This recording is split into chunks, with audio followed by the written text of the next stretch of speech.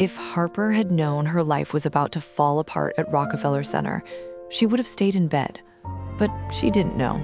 She stood in the freezing winter air, holding a cold cup of coffee, and watched the man she had loved for 3 years get down on one knee.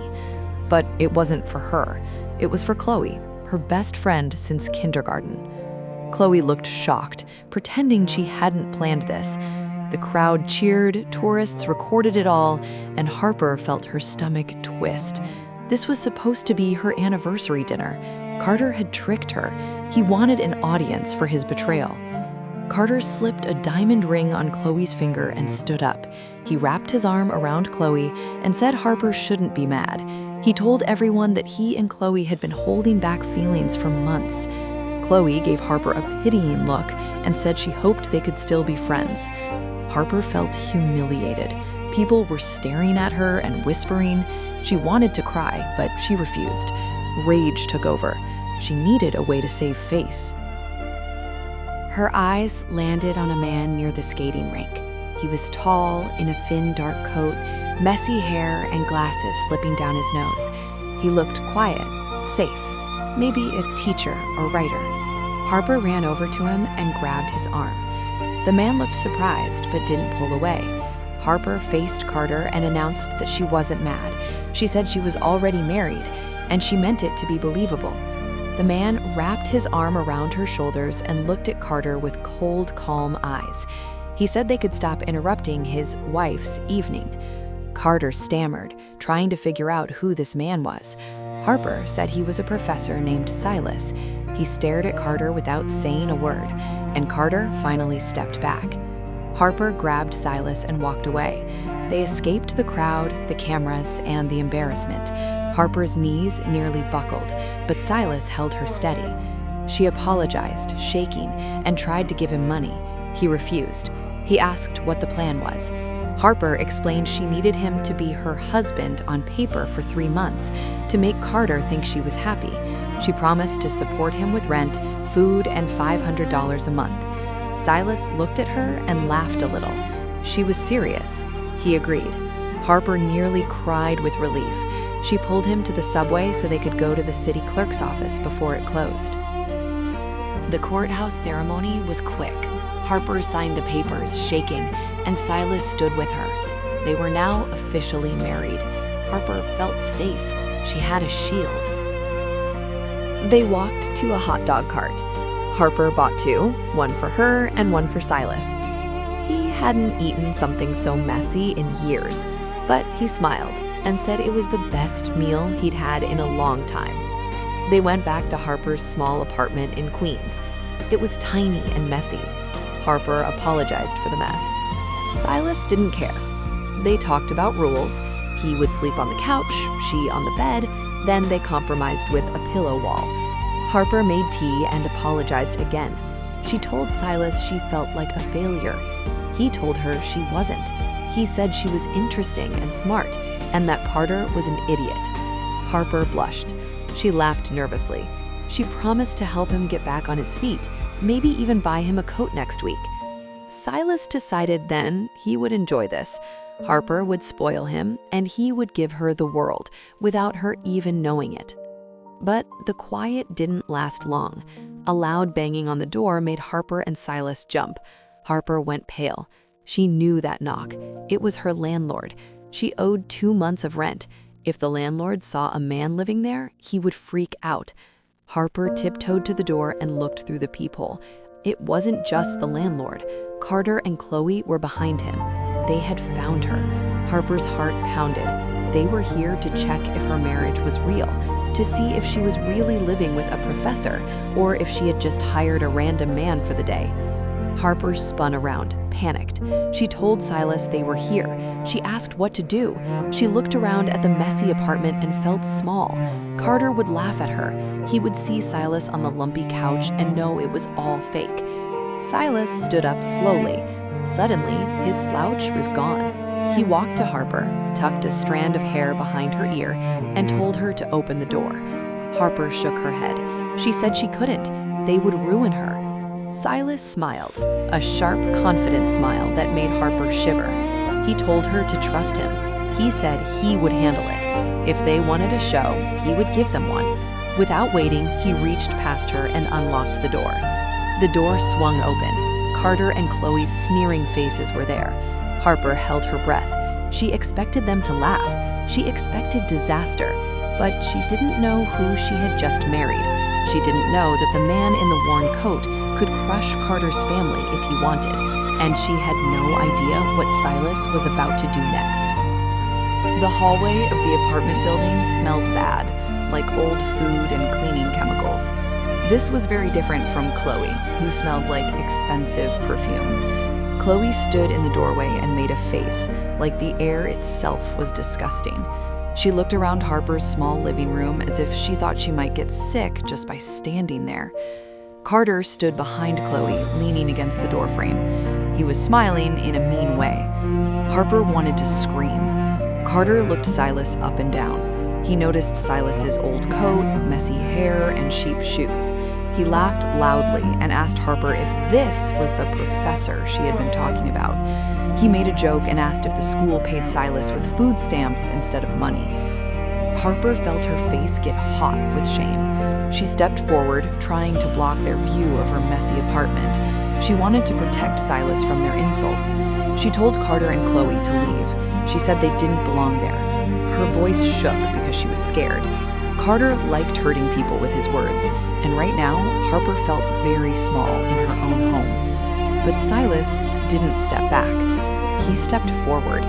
Suddenly, he looked different. He stood tall and calm. He didn't look embarrassed at all. He looked confident. He looked straight at Carter with cold, serious eyes. His voice was quiet but strong. He told Carter that coming into someone's home without permission was against the law. He asked if Carter wanted him to call the police or if he planned to leave on his own. Carter was shocked. He wasn't used to being challenged, especially not from someone he thought was poor. He tried to act tough again. He said he was only there to invite them to dinner. He said that since Harper and Silas were newly married, he and Chloe wanted to treat them. He named the Aurelia, a very expensive French restaurant in Manhattan, a place where even a salad cost more than Harper usually spent on groceries in a week. Carter dared them to come. He said if they were really happy, they would show up, or were they too embarrassed? Harper was about to say no. She couldn't afford that place. She didn't even have clothes for it. But Silas spoke first. He said yes. He said they would be happy to come. He even smiled at Carter and said he had always wanted to see the building. He told Carter to make a reservation. Carter laughed, thinking Silas was lying. He said 8 p.m.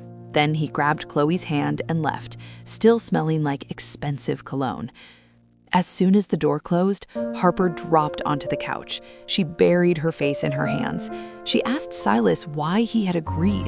She told him they couldn't go there. She said she only had $300 saved.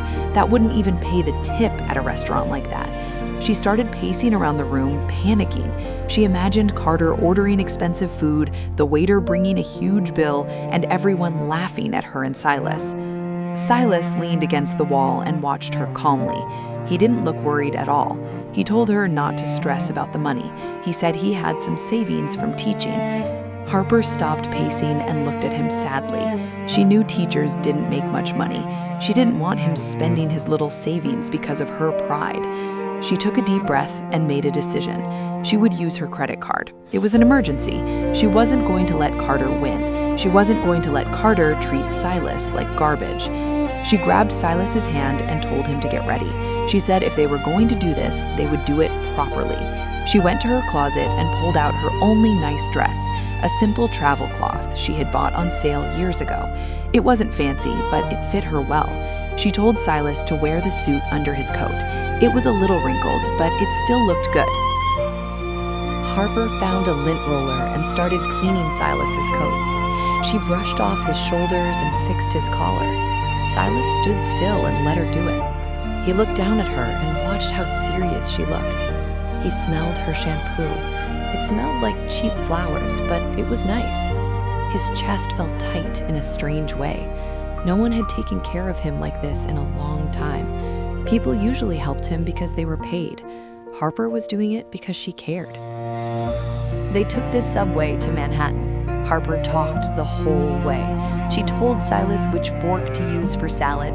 She told him not to look at the prices on the menu because it would scare him. She told him that if anyone asked, he was writing an important book about medieval economics. Silas nodded like he understood, even though he was trying not to smile. He didn't tell her that he partly owned the restaurant. He didn't tell her he had eaten there many times before. He just let her explain everything. When they arrived at the restaurant, the difference between them and everyone else was obvious. Expensive cars were being parked outside. Harper and Silas walked up from the subway. The doorman looked at Silas's old coat, but Silas gave him a calm nod. For some reason, the doorman straightened up and opened the door right away. Inside, the restaurant was very fancy. There were bright lights, soft chairs, and shiny decorations. Carter and Chloe were already there, sitting by the window. They had champagne. Their smiles were sharp and mean. Harper took a deep breath, held onto Silas's arm, and walked in. She felt like everyone was staring at her. She felt like she didn't belong. Silas walked calmly, like he was used to places like this. They sat down. Carter immediately started being rude. He poured drinks for himself and Chloe, but not for Harper or Silas. He asked Silas how the subway smelled today. Chloe laughed. Harper felt angry but stayed quiet. She picked up the menu, but when she saw the prices, her heart almost stopped. Soup cost $40. She looked at Silas, afraid he would panic. But Silas wasn't looking at the prices. He was looking at the wine list. He calmly asked for a very expensive wine. Carter laughed and told him to drink water instead. He said the wine cost $2,000. Harper kicked Silas under the table to make him stop. Silas ignored her. The wine expert froze when he looked at Silas. Something about him made him nervous. He nodded respectfully and said it was a great choice. Carter got angry and caused a scene. Harper felt embarrassed and reached for her purse, ready to use her credit card. Then the manager rushed over. He walked past Carter and spoke respectfully to Silas. He said the owner had called. Silas gave a tiny shake of his head, warning him not to say too much. The manager quickly turned to Harper and announced loudly that they were special guests. He said their entire meal would be free, including the wine. The whole restaurant went quiet. Carter looked shocked. Chloe dropped her fork. Harper couldn't believe it. Silas just shrugged and told her to order whatever she wanted. Everything changed after that. The waiters focused on Harper and Silas. They brought extra food and treated Silas with great respect. Harper tasted the wine and smiled. She whispered that this felt unreal. Silas smiled back. Carter tried to insult them again, but Silas calmly shut them down every time. He even mentioned problems with Carter's company that Carter thought were secret. Carter turned pale. At the end of dinner, Carter tried to show off by paying with his black credit card. The waiter came back and said the card was declined. Chloe panicked. Carter shouted. People stared. The man who'd mocked Harper for being poor couldn't pay his bill. Silas stayed quiet. Harper didn't know what was really happening. She felt bad and whispered that maybe they should help pay. Silas gently stopped her. He told her that sometimes people needed to learn a lesson. Chloe ended up paying with multiple cards.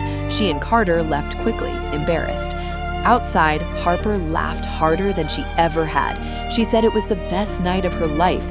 She wished she could thank the restaurant owner. Silas said the owner already knew. They walked toward the subway, but Silas stopped. A black car pulled up. Harper asked if it was an Uber. Silas said it was a university car service. She was tired and got in. The car was warm and comfortable. Harper leaned back and smiled. She said being married to a professor had better perks than she thought. Then she fell asleep. Silas watched her sleep. The city lights played over her face. He pulled out his phone and sent a message to his head of security. The message was simple. Find out everything about Carter Vance and buy the building he lives in. He put the phone away and looked at the girl drooling slightly on his expensive leather upholstery. He realized he was in trouble. He wasn't just playing a game anymore. He wanted to give her everything. But he knew that the moment she found out who he really was, this fragile trust she had built with Silas the professor would shatter. He had to tell her. But not tonight. Tonight, he would just be the husband she saved. The car glided over the bridge toward Queens, but as they approached her neighborhood, Silas saw something that made his blood run cold. Police lights were flashing in front of her apartment building. Fire trucks blocked the street. Smoke was billowing from the 4th floor. Her floor. The landlord was standing outside, screaming. Silas grabbed Harper's shoulder, shaking her awake. He told her to wake up. He told her something was wrong. Harper blinked, groggy, looking out the window. Her eyes widened in horror. She screamed. That was her home. That was everything she owned. Her art, her clothes, her life. It was all going up in smoke. Before the car even stopped, Harper threw the door open and ran toward the burning building. Silas was right behind her, catching her before she could run past the police tape. She collapsed against him, sobbing. She told him it was all gone. She told him she had nothing left. No home, no clothes, nowhere to go. She looked up at him, tears streaking her face. She said she was so sorry. She said she couldn't support him anymore. She said the deal was off because she was homeless now. Silas held her tight, staring at the flames reflecting in his eyes. He felt a cold rage. This wasn't an accident. He knew Carter. He knew this was retaliation for the restaurant. But looking at Harper's devastated face, he made a decision. The game of poor professor had just hit a wall. She needed a home, and he had plenty of them. He pulled her face to his chest. He whispered into her hair. He told her she wasn't homeless. He told her to trust him one more time. He said he knew a place they could stay, a friend's place, a very generous friend. He led her back to the black car. He told the driver to change the destination. He gave an address that made the driver's eyes widen in the rearview mirror. It was the address of the most expensive penthouse in Manhattan, the Billionaire's Row. Harper was too broken to argue. She just cried. She didn't notice they were driving away from Queens. She didn't notice they were crossing back into the city of gold.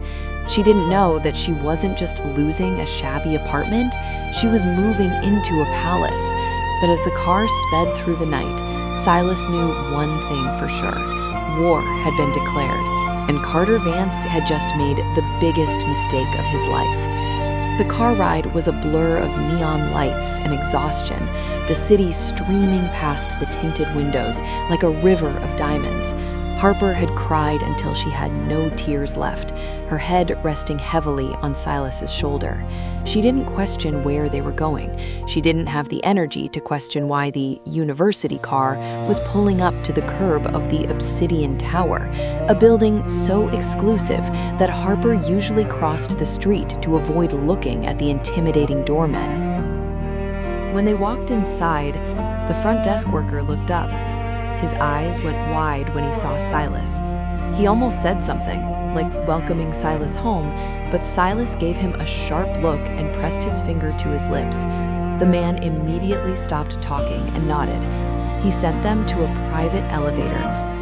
Harper didn't notice any of this. She just held on to Silas, feeling out of place. Inside the elevator, there were no buttons.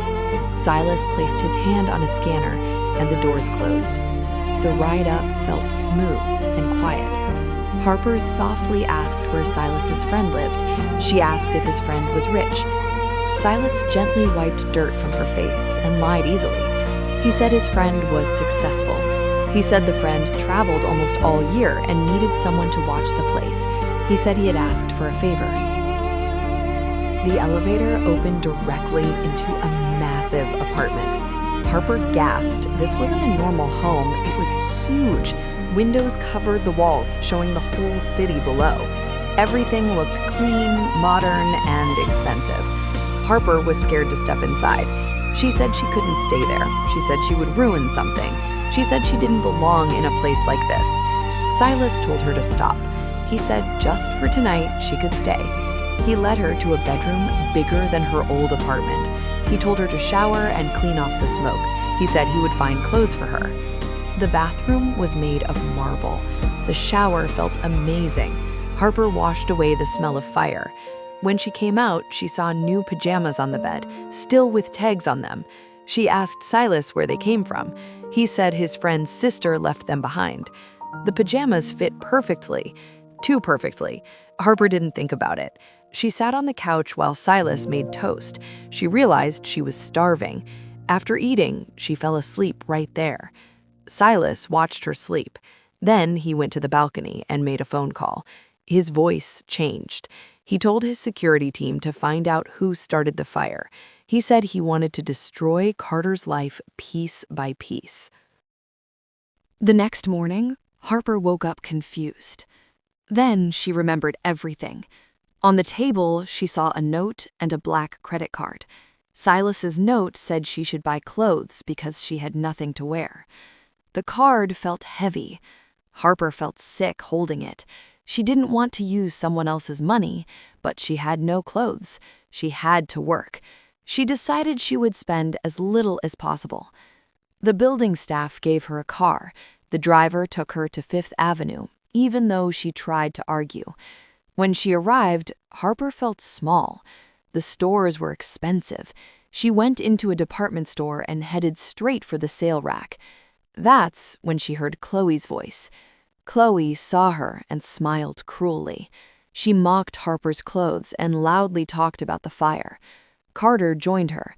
They laughed at Harper and insulted Silas. Harper felt broken. But when they insulted Silas, something snapped. She pulled out the black card and said she was there to shop. Chloe laughed and accused her of stealing the card. She called security. The guard looked at the card and froze. His attitude changed instantly. He apologized to Harper and asked if she needed help.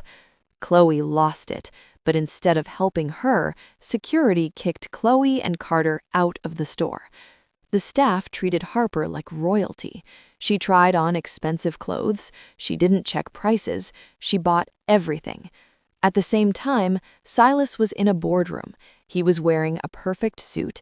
He watched Carter's company collapse on a screen. His team told him Carter was losing millions.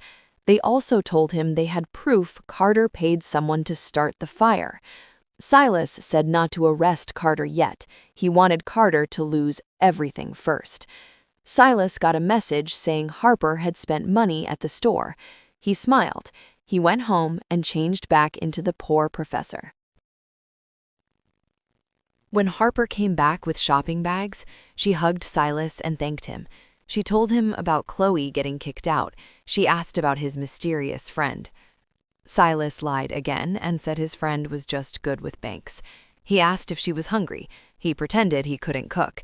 Harper laughed and went to make dinner. Silas got a threatening text from Carter. He ignored it.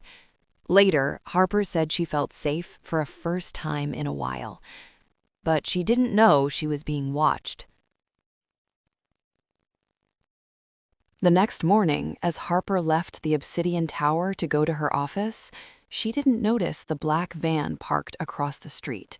She didn't notice the man with the camera taking pictures of her leaving the billionaire's building.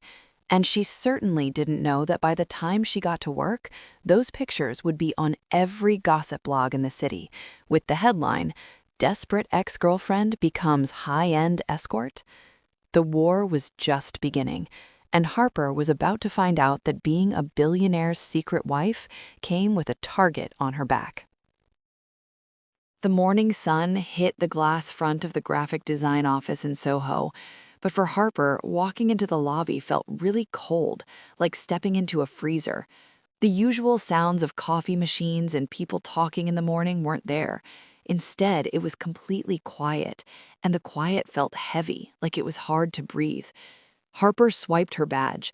The receptionist, a woman Harper had eaten lunch with for 2 years, didn't smile at her. She just looked down at her desk. Her face was red, like Harper was contagious. Harper frowned.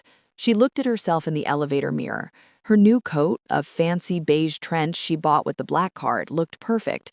Her face had no soot on it. So why was everyone staring at her? When the elevator doors opened on the 12th floor, the whisper stopped suddenly. Heads snapped back to computer screens. Harper walked to her cubicle, her heart hammering a frantic rhythm against her ribs. She sensed the eyes burning into her back. She sat down and woke her computer. Before she could even open her email, a notification popped up in the corner of her screen. It was a forwarded message from the company-wide chat, sent by accident or malice to her inbox. It was a link to The Manhattan Scoop, a notorious gossip blog. The headline screamed in bold red letters, "From flames to fame, the mystery woman of Billionaire's Row." Harper's hand trembled as she clicked the link.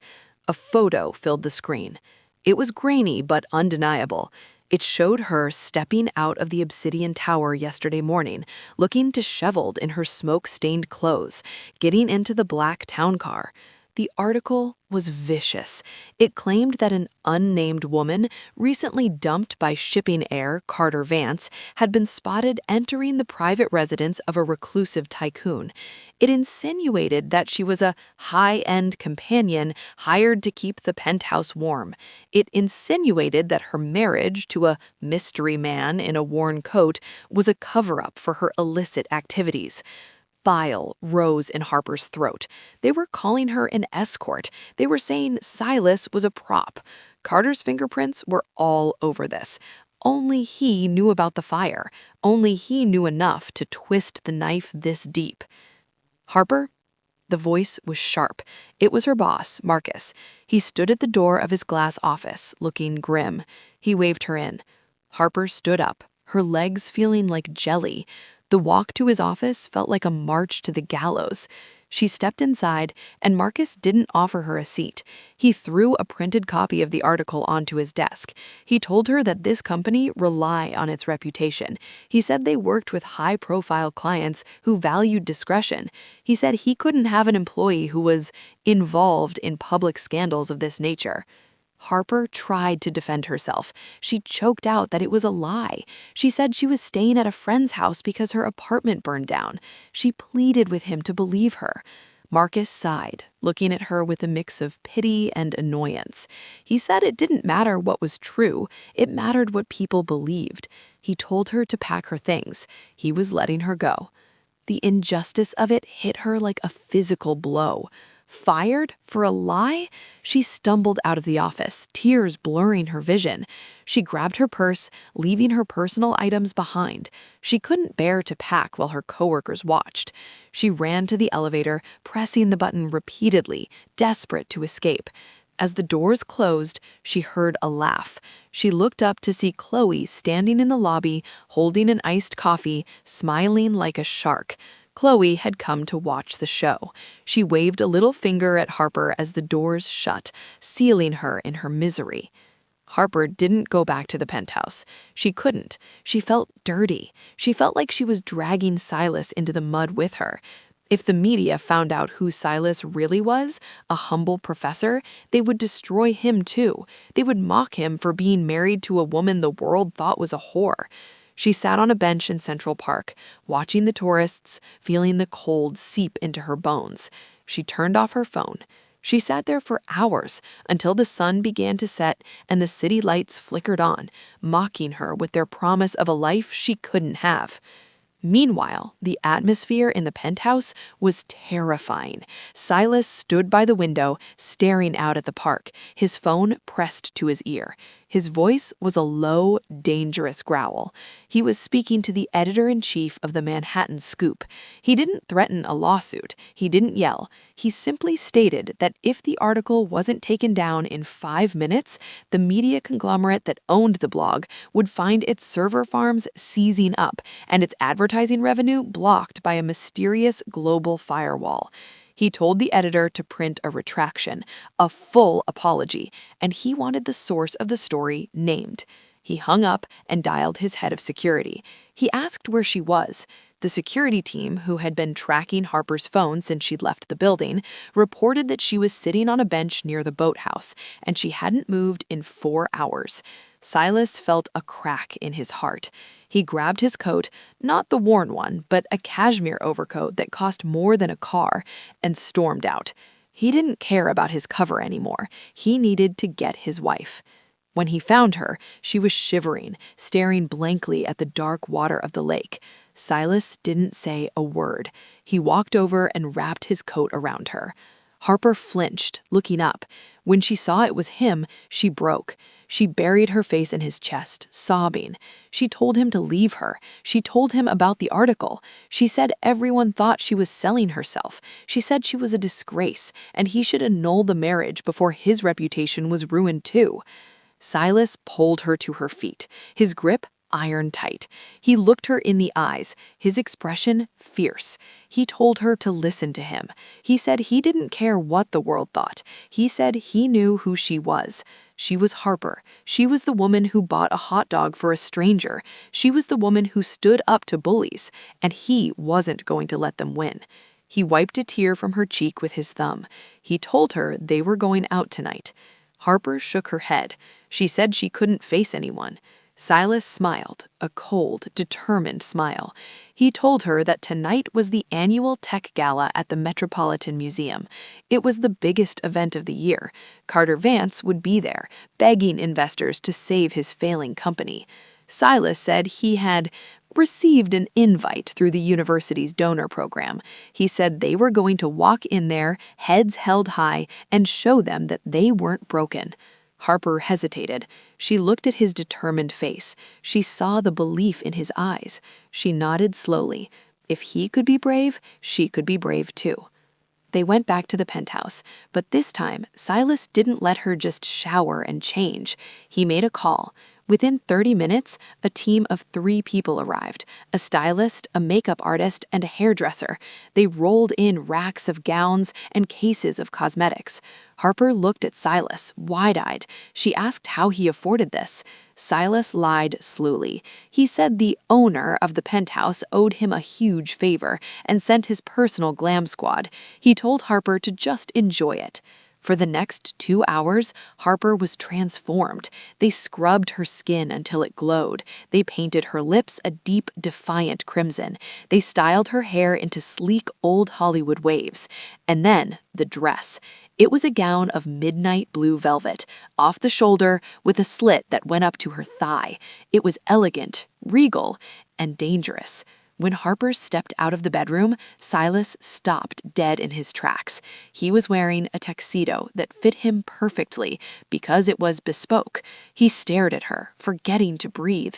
He walked over and kissed her hand. He whispered that she looked like a queen. He placed a necklace around her neck, a string of sapphires that matched the dress. He said it was costume jewelry from the closet.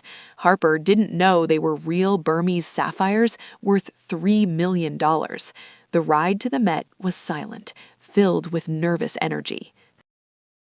When they arrived, the red carpet was a frenzy of flashbulbs. Harper gripped Silas's arm, her knuckles white. She saw Carter and Chloe ahead of them. Carter was sweating, talking animatedly to an older man in a suit, clearly trying to close a deal. Chloe was preening for the cameras in a gold dress that looked gaudy next to the museum's stone steps. When Silas and Harper stepped onto the carpet, the air shifted. The photographers, bored with Carter, swung their lenses toward the stunning couple in blue and black. They didn't know who Harper was, but they knew she looked expensive. They knew Silas looked like power. The flashes erupted like a lightning storm. Carter turned around, annoyed by the distraction. When he saw Harper, his face went slack. He dropped his wine glass. It shattered on the red carpet, a sharp sound that drew even more attention. Carter marched over, his face purple with rage. He ignored the cameras. He pointed a finger at Harper. He shouted, asking what she was doing here. He said the help entrance was around the back. He announced to the people nearby that this was the escort from the news. He called her a fraud. He said she was wearing stolen clothes. Chloe chimed in, laughing shrilly, saying she must have snuck in. The crowd went quiet, waiting for the drama. But Harper felt the old fear rising. But then she felt Silas's hand on the small of her back. It was warm and steady. A current of strength passed from him to her. She lifted her chin. She looked at Carter with cool detachment. She asked him if he was done making a scene. She said he looked desperate. Carter lost it. He signaled for security. He yelled that these two were trespassers. He demanded they be thrown out. A large security guard approached. Carter smirked, waiting for the humiliation. The guard looked at Carter, then at Silas. Silas didn't say a word. He just raised one eyebrow and tapped his watch, the same scuffed watch he always wore. The guard stopped. He looked at Silas's face. He recognized him not as a professor, but as the man who signed the checks for the entire security firm guarding the event. The guard turned to Carter. He spoke firmly. He told Mr. Vance that he was disturbing the guests. He asked Carter to lower his voice or he would be asked to leave. Carter sputtered. He looked like he'd been slapped. He screamed that they didn't have tickets. He demanded to see their invitation. Silas reached into his pocket. He didn't pull out a paper ticket. He pulled out a gold-plated card, the keynote speaker pass. He handed it to the guard. The guard bowed low and ushered them through the velvet rope, leaving a stunned Carter and Chloe standing in the cold. Inside the museum, the Great Hall had been changed into something magical. Soft lights were glowing everywhere, and music filled the air. Waiters walked around offering glasses of champagne. Rich and powerful people from New York talked and laughed under huge Egyptian statues. Harper felt like Cinderella at a fancy dance. She leaned close to Silas and quietly asked how he got a keynote speaker pass. She asked if he was giving a speech about history. Silas gave a small, knowing smile. He said something like that. He said he was a last-minute replacement. As they walked through the crowd, something strange started to happen. Important men, company owners, tech leaders, and politicians kept stopping when they saw Silas. They began walking toward him with big smiles, holding out their hands to greet him. They clearly knew who he was. But every time, Silas gave a quick, very small shake of his head. It was hard to notice. He looked straight at them until they became unsure and stopped walking. Confused, they turned away. Harper noticed this happening again and again. She asked Silas why everyone kept staring at him.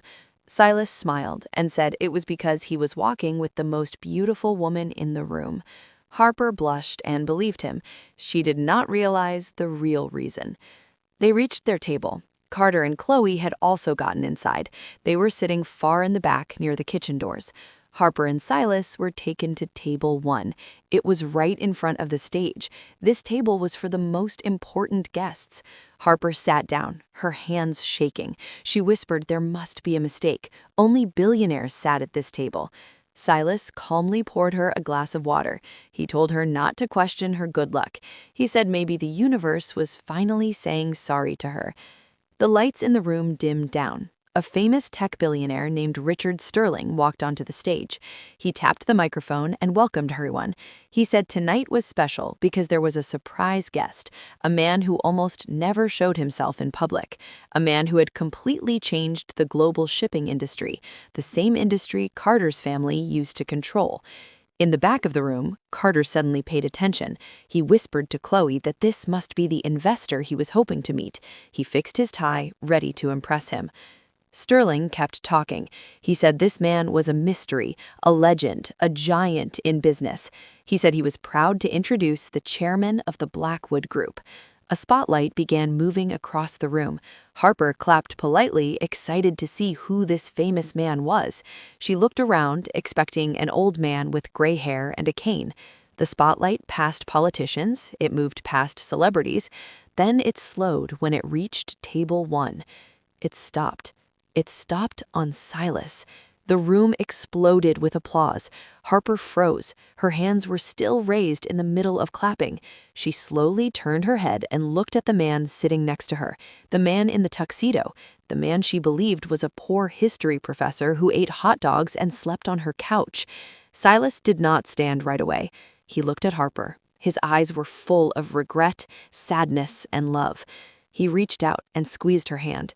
He whispered, "Forgive me." Then he stood up. The applause became even louder. In the back of the room, Carter dropped his drink again. His face turned white. He stared at the man in the spotlight, the man he thought was nothing, watching him calmly wave at the crowd. Carter realized the truth, and it made him sick. The man he mocked, the man he tried to ruin, the man whose wife he insulted was the most powerful man in the city. Harper sat completely still. The noise around her faded into a dull hum. Her brain could not understand what was happening. Silas, a billionaire? The black credit card, the penthouse, the free dinner, the way security guards bowed to him. It all made sense at once. This wasn't luck, it wasn't coincidence. It was him. He had lied to her. Every part of their marriage had been based on lies. Silas walked onto the stage and took the microphone. He looked out at the crowd, but his eyes only searched for one person. He found Harper. He ignored the speech on the screen and spoke from his heart. "Tonight," Silas said, his voice filling the museum, "I am not here to talk about business. I am here to talk about the smartest decision I ever made. The day I stood in the snow with nothing but a coat, and a woman looked at me and saw a husband." The crowd gasped. It sounded emotional. It sounded romantic, but Harper felt no romance. She felt hurt and betrayed. She stood up quickly, her chair scraping loudly across the floor. She gathered her velvet dress and turned away. She ran. She ran past shocked waiters, past Carter and Chloe staring with open mouths, through the heavy museum doors and out into the night. Silas stopped talking. He dropped the microphone. It hit the floor with a loud screech. He jumped off the stage, ignoring people calling his name, and ran after her. But he was too late. When he reached the steps, she was gone. One blue sapphire earring lay on the ground, shining under the streetlight like a fallen star. The prince had finally revealed who he was, but Cinderella had already run away, and this time a glass slipper would not be enough to bring her back. Harper ran until her chest hurt and her feet were bleeding inside the expensive high heels. She didn't know where she was going. She only knew she had to get away from the lies. The city, which was usually loud and uncaring, now felt like a trap closing around her. Every bright billboard and every tall building felt like it was laughing at how foolish she had been. Of course he wasn't a professor. Of course the penthouse wasn't a friend's place. Of course the free dinner wasn't luck. She felt like she had been treated like a toy, like a test experiment for a bored billionaire who wanted to pretend to be normal for a short time. The shame burned worse than the fire that destroyed her apartment. She felt stupid for trying to protect him, for sharing her small paycheck to buy him food, for worrying if he was cold when he could afford anything in the world. Eventually, she ended up in a small diner in Queens that was open all night. It was far away from the Met Gala. She sat in the booth with old red seats that were peeling. She was still wearing the dark blue velvet dress that cost more than the entire diner. The waitress, a tired woman named Marge, brought her a cup of black coffee without asking questions. She'd lived in New York long enough to see strange things. A crying woman in a fancy dress didn't surprise her. Harper stared at her reflection in the dark coffee. Her makeup was ruined. Black mascara ran down her face like paint from a war mask. She thought about Silas. No, Adrien Blackwood. That was his real name. She'd heard people whisper it as she ran away. Chairman of the Blackwood Group, a powerful man known for being cold and dangerous, and she'd asked him to split a hot dog with her? She wondered if he had been laughing at her the whole time. Her phone, which she had turned back on, started blowing up with messages. Carter had sent her 50 texts. "You knew, you trapped me, you're dead." Chloe had sent screaming voice messages that didn't even make sense. But the name she couldn't bring herself to open was Silas. He had called 20 times. He'd sent one message, "Please, let me explain." What explain? That pretending to be poor was fun? That she was a game to him? Harper put her head down on the table and cried. Back at the museum, everything was chaos. The gala had basically ended the moment Silas ran after her. Reporters were everywhere. Headlines were already being written. Billionaire chases mystery woman. Cinderella runs away. It was becoming the biggest story of the year. Silas stood outside the museum, holding Harper's sapphire earring so tightly it cut into his hand. His face was filled with fear and anger. He turned to his head of security, who looked pale and scared. "Find her," Silas said in a shaking but deadly voice. I don't care how much it costs. Hack every camera, track her phone, find my wife. Sir, the guard said nervously, we're trying. She turned off her GPS. She paid cash for a cab. We lost her at the bridge. Silas didn't yell. He became very quiet. That was worse. He got into his car and slammed it. He pulled out his laptop. If his team couldn't find her, he would do it himself.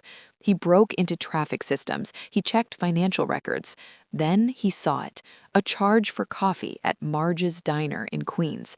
It was paid with Harper's personal debit card, the one with almost no money left. Queens, Silas said quietly. Go, now. Back in the diner, Harper was counting the coins on the table. She had enough for the coffee and maybe a subway ride, but to where? She had no home, no job, no husband. She was completely alone. The bell over the door rang. Harper didn't look up. She heard strong footsteps, not tired ones, but confident and sharp. The diner went silent. Even the fridge stopped humming. Harper felt someone enter before she saw him. The air felt tense. She looked up. Silas stood there. He was still wearing his tuxedo, but his tie was loose. His hair was messy. He looked exhausted and desperate. He searched the room until his eyes landed on her. The relief on his face was so real, it hurt to see. He walked over slowly and sat across from her. He didn't touch her. He just looked at her, breathing hard. Harper, Silas said softly, go away. Or should I call you Mr. Blackwood or Sir? Silas winced. Please don't. I'm still Silas. No, Silas is fake. Silas is a poor professor. You're a billionaire who played with my life. Did you enjoy watching me worry about money, buying you cheap clothes? Did you laugh with your rich friends about the poor girl who thought she was saving you? No, Silas slammed his hand on the table. Never, not once. He lowered his voice. That day in the park, I was tired of everyone wanting something from me, my money, my power, and you didn't know who I was. You saw me as a person. You offered me food. You tried to protect me. No one has done that in years. He reached towards her hand, but didn't touch it. I didn't plan it. I just didn't want it to end. Being your husband, living that simple life, was the first time I was happy in 10 years. I was scared you'd see me like Carter does, like money. So you lied. You let Carter humiliate me while you stayed silent? I destroyed him for you, Silas said. I took everything from him. I didn't ask for that, Harper shouted. I wanted a partner, not someone buying my life. She threw money on the table and walked out. I want a divorce. Silas followed her. You have nowhere to go. I'll survive, she said. Suddenly, a black van screeched up. Men jumped out and grabbed her. She screamed. Silas attacked them. One shocked him with a taser. Carter's voice shouted from the van. They threw Silas inside. The van sped away. Inside the van, Harper crawled to Silas. Were you okay? She whispered. I'm fine, he said. It's Carter. They were taken to a warehouse. Carter stood there with a gun. Chiloe was behind him. Welcome, Carter shouted. Silas stepped in front of Harper. Let her go. Carter screamed. He pointed the gun at Harper. Silas didn't move. If you shoot her, you're dead. Carter hesitated. Then the ceiling shattered. Security teams dropped in. Carter was shot with a tranquilizer dart and fell. Silas grabbed Harper. Are you okay? I'm okay, she cried. Security arrested Carter and Chiloe. Silas turned to Harper, waiting. She laughed weakly. You really aren't a professor. No. But you're crazy, she said. You fought armed men for me. I'd do anything for you. She touched his bruised face. I'm still angry, but take me home and explain everything. Silas breathed a relief. He picked her up and carried her towards the helicopter, holding her tight. Harper ran until her chest hurt and her feet were bleeding inside the expensive high heels. She didn't know where she was going. She only knew she had to get away from the lies. The city, which was usually loud and uncaring, now felt like a trap closing around her. Every bright billboard and every tall building felt like it was laughing at how foolish she had been. Of course he wasn't a professor. Of course the penthouse wasn't a friend's place. Of course the free dinner wasn't luck. She felt like she had been treated like a toy, like a test experiment for a bored billionaire who wanted to pretend to be normal for a short time. The shame burned worse than the fire that destroyed her apartment. She felt stupid for trying to protect him, for sharing her small paycheck to buy him food, for worrying if he was cold when he could afford anything in the world. Eventually, she ended up in a small diner in Queens that was open all night. It was far away from the Met Gala. She sat in the booth with old red seats that were peeling. She was still wearing the dark blue velvet dress that cost more than the entire diner. The waitress, a tired woman named Marge, brought her a cup of black coffee without asking questions. She'd lived in New York long enough to see strange things. A crying woman in a fancy dress didn't surprise her. Harper stared at her reflection in the dark coffee. Her makeup was ruined. Black mascara ran down her face like paint from a war mask. She thought about Silas. No, Adrien Blackwood. That was his real name. She'd heard people whisper it as she ran away. Chairman of the Blackwood Group, a powerful man known for being cold and dangerous, and she'd asked him to split a hot dog with her? She wondered if he had been laughing at her the whole time. Her phone, which she had turned back on, started blowing up with messages. Carter had sent her 50 texts. "You knew, you trapped me, you're dead." Chloe had sent screaming voice messages that didn't even make sense.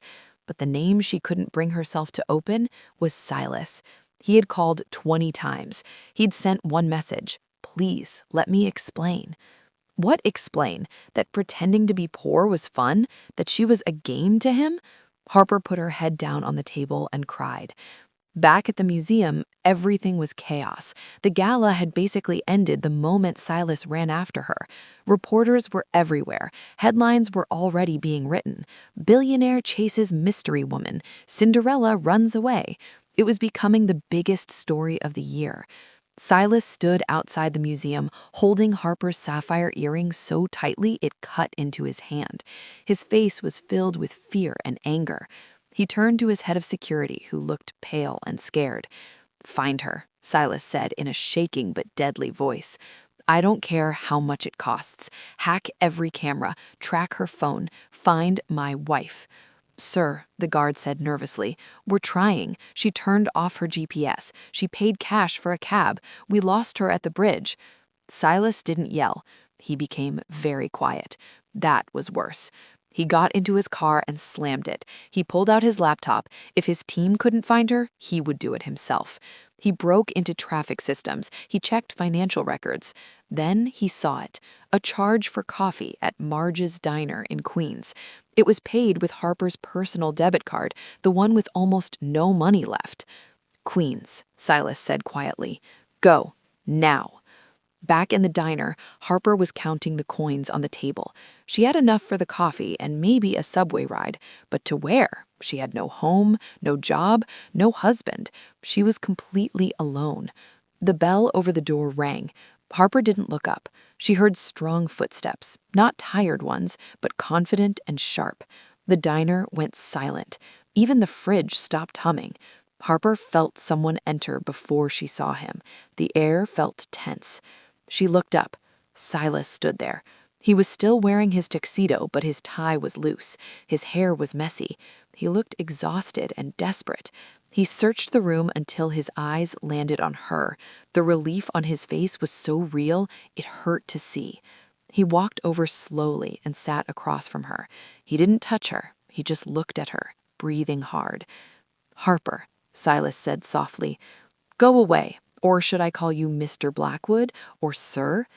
Silas winced. "Please don't. I'm still Silas." "No, Silas is fake. Silas is a poor professor. You're a billionaire who played with my life. Did you enjoy watching me worry about money, buying you cheap clothes? Did you laugh with your rich friends about the poor girl who thought she was saving you?" "No," Silas slammed his hand on the table. "Never. Not once."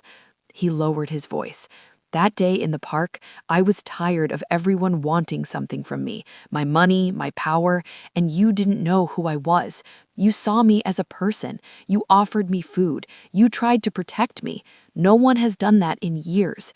He reached towards her hand, but didn't touch it. I didn't plan it.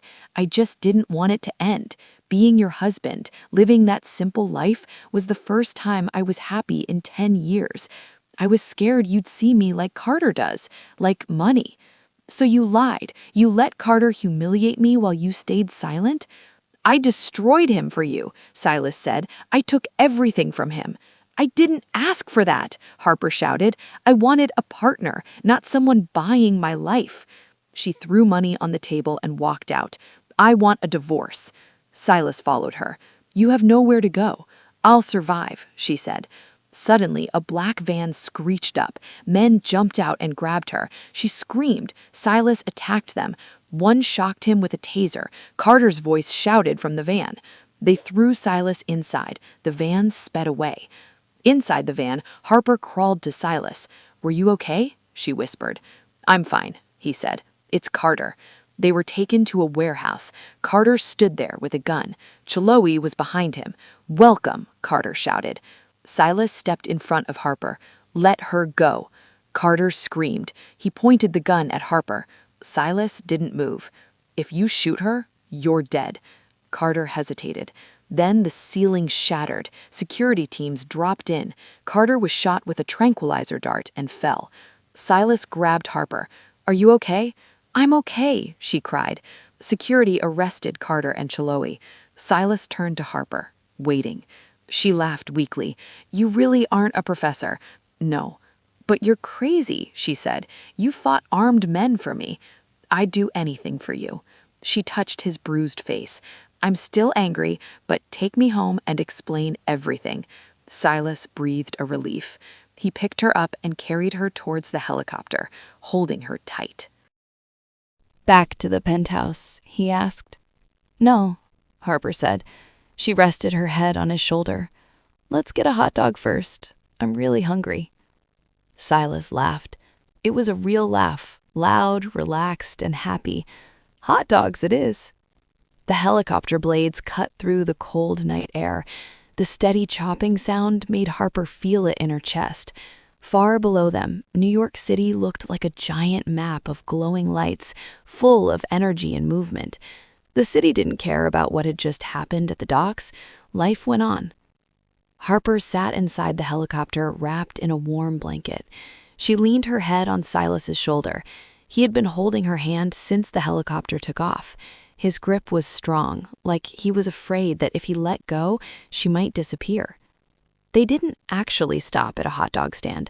Silas used the radio to make a call ahead of time. When the helicopter landed on the private rooftop of the Obsidian Tower, a butler in a tuxedo was already waiting for them. He wasn't holding champagne. Instead, he was holding a paper bag that was stained with grease. The bag was from Gray's Papaya, one of the most famous hot dog places in the city. Harper looked at the bag. Then she looked at Silas. Suddenly, she started laughing, tired, emotional laughter that she couldn't stop. The most powerful man in New York was standing on a rooftop worth millions of dollars, carefully handing her a $2 hot dog like it was something precious. On the day the court made its final decision, Harper was inside her new studio apartment, painting. She was focused on her work when Silas walked in. He looked serious, but also calm, like a weight had been lifted. He didn't say anything. Instead, he turned on the television. On the news, Carter was shown being taken away in handcuffs. He was crying. He was no longer wearing his expensive suits. He no longer looked confident or powerful. He was shouting at the cameras, saying he had been set up, begging people to believe him. He looked desperate and broken. Harper watched the screen. She thought she would feel happy or satisfied seeing him like that, but she didn't. What she felt instead was relief. It was finally over. The person who had hurt her so badly was gone from her life for good. She turned off the TV and looked at Silas. She told him she never wanted to talk about Carter or Chloe again, ever. Silas nodded and accepted that. He walked over to her, lifted her gently off the stool she was sitting on, and told her to get dressed. He said they had somewhere to be. An appointment? Harper asked as she wiped paint off her hands. With who? With history, Silas said, smiling slightly. This time, Silas drove the car himself. There was no driver. It was just the two of them.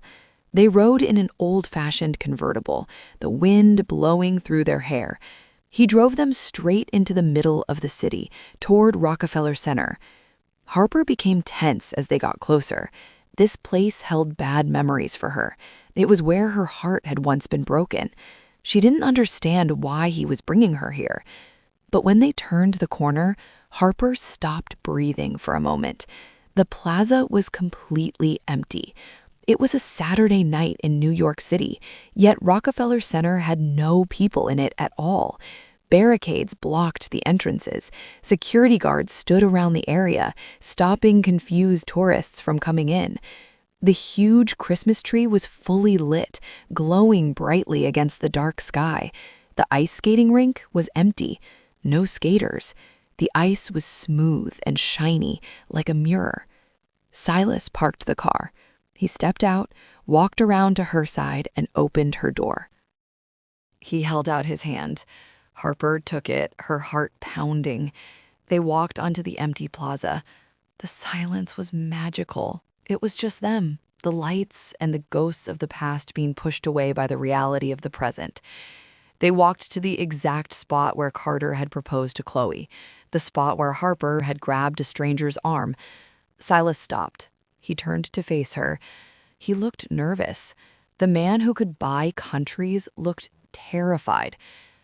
Harper, he began, his voice echoing slightly in the empty plaza. We did this backwards. We got married before we dated. We lived together before we knew each other's last names. We signed a contract before we fell in love. He reached into his pocket. This time, he didn't pull out a scuffed watch. He pulled out a box. It wasn't a flashy velvet box. It was a small, sleek platinum case. I asked you to marry me once because I was bored, Silas said, his eyes locking onto hers. I accepted your proposal because I was intrigued. But tonight, I am asking you because I am hopelessly, desperately in love with you. I don't want a business partner. I don't want a fake wife. I want you. I want the messy hair in the morning. I want the paint on your hands. I want the arguments about hot dogs. He got down on one knee. The gesture that had caused her so much pain months ago now brought tears of joy to her eyes. Harper, Silas whispered, opening the box.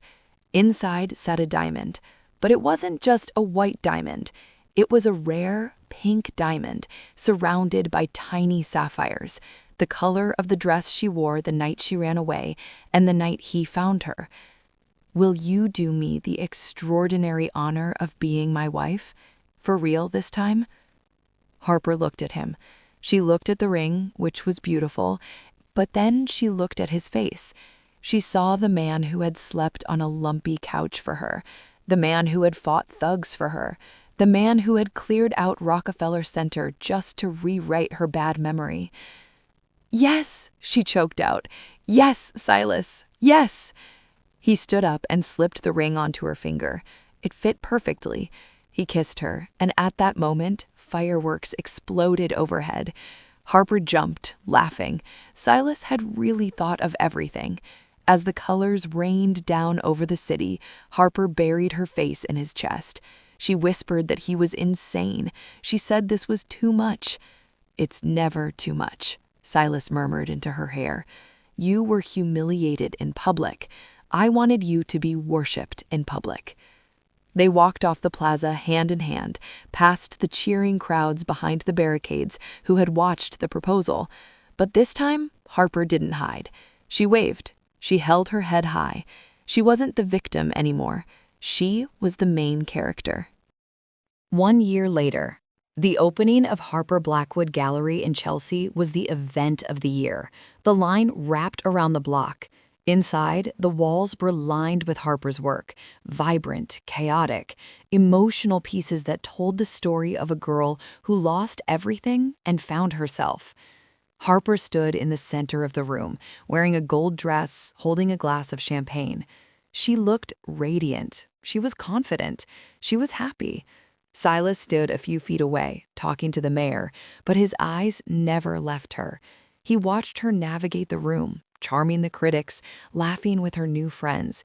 He felt a swell of pride so strong it almost hurt. A young reporter approached Harper. "Mrs. Blackwood," the reporter said, holding out a microphone, "your story is an inspiration. From a burning apartment to this, it's a fairy tale. What's your secret? How did you land the billionaire?" Harper paused. She looked at the reporter, then over at Silas. Silas winked at her. "I didn't land a billionaire," Harper said, smiling. "I hired a history professor. He just happened to have a really good side hustle." The reporter laughed. "And what about the rumors that he spoils you beyond limits?" Harper looked down at the pink diamond on her finger. She thought about the morning notes he still left for her. She thought about the way he brushed her hair when she was tired. She thought about the empire they were building together, not as a king and a subject, but as partners. "He does," Harper said softly, "but the best thing he ever gave me wasn't the money." "What was it?" the reporter asked. Harper looked Silas in the eye across the crowded room. He raised his glass to her. "He gave me the truth," Harper said, "and he gave me my coat when I was cold." She excused herself and walked over to her husband. Silas wrapped an arm around her waist, pulling her close. "Ready to go?" he whispered. "I'm bored, and I heard there's a taco truck on 14th Street that's open late." Harper laughed, resting her head on his tuxedo lapel. "You're buying," Harper said. "I always am," Silas said, kissing her forehead. They walked out of the gallery together, leaving the glitz and the glamour behind, stepping out into the cool New York air. They were the king and queen of the city, infinitely rich, endlessly in love, and absolutely undeniably spoiled. If you were captivated by Harper's stunning turnaround from public humiliation to being the spoiled wife of New York's most powerful tycoon, make sure to click the link below to unlock more addictive romances involving hidden identities and endless luxury. And don't forget to follow us so you never miss the next cinematic chapter of the billionaire's world.